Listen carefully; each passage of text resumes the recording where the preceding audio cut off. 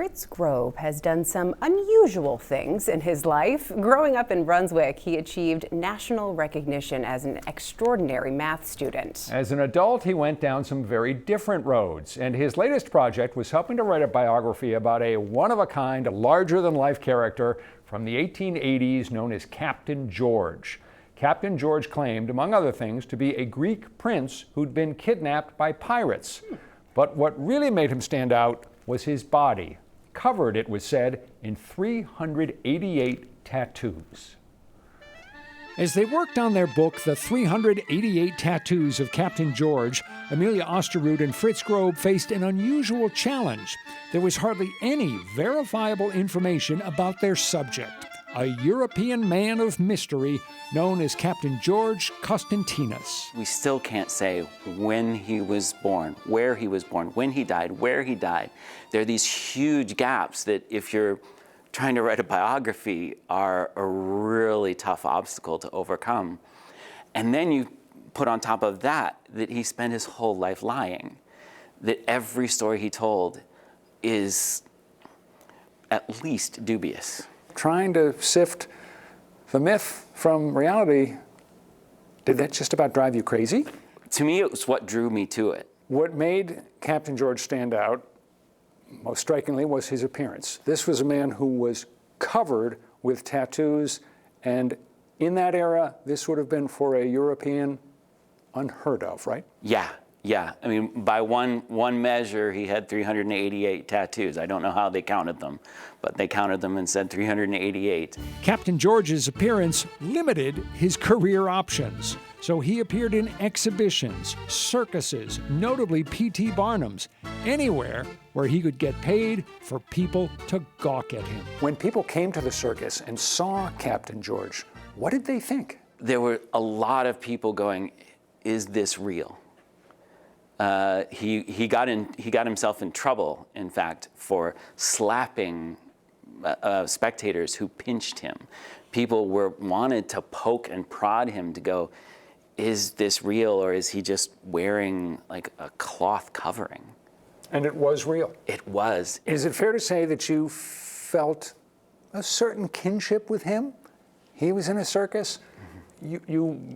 You know, didn't travel around for years of your life performing with Barnum and Bailey, but you've been around that world, you know about performing and juggling and a lot of other things. So did you feel a little connection with him? Oh, very much, very much. I mean, for me, the world of viral video, this internet video that I worked in for so long, is the 21st century sideshow. There is no doubt Fritz Grobe knows how to put on a show.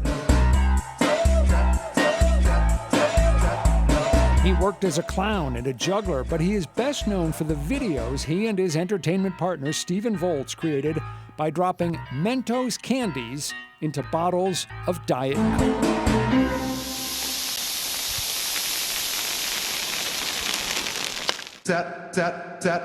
They also devised what they called a rocket car, powered by, yes, Diet Coke and Mentos.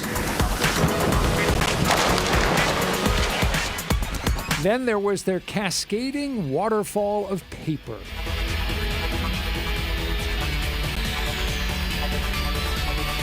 Made from 280,000 sticky notes.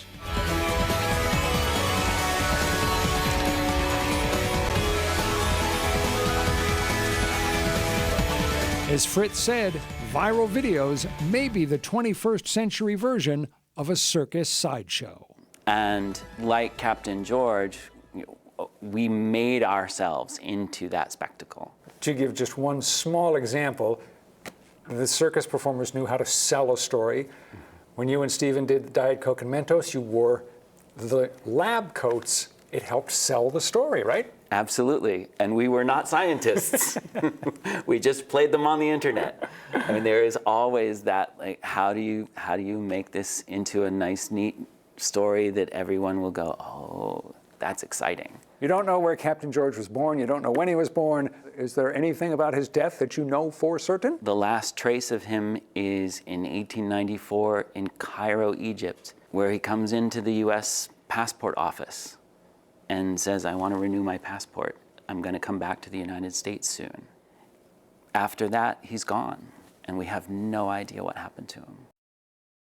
Oh my gosh. If our ancestors jumped into a time machine and came to today, they would have plenty of people to pinch and see if those tattoos are real. That's true, but Captain George, one of a kind back then, without question. As we mentioned, Fritz Grobe has worked as a juggler. In fact, he has also been a professional juggling instructor. You may have seen him perform at the Oddfellow Theater in Buckfield. I asked him how he got so good at this particular skill. What's the key to doing this well? Ooh, years and years of absolutely no social life. Years and years of just being happy doing the same thing over and over and over again. Repetition is my friend. So there you go. All it takes to make it look easy is years and years of no social life. I love it. Again, the name of the book is The 388 Tattoos of Captain George, written by Amelia Clem Osterud with Fritz Grobe.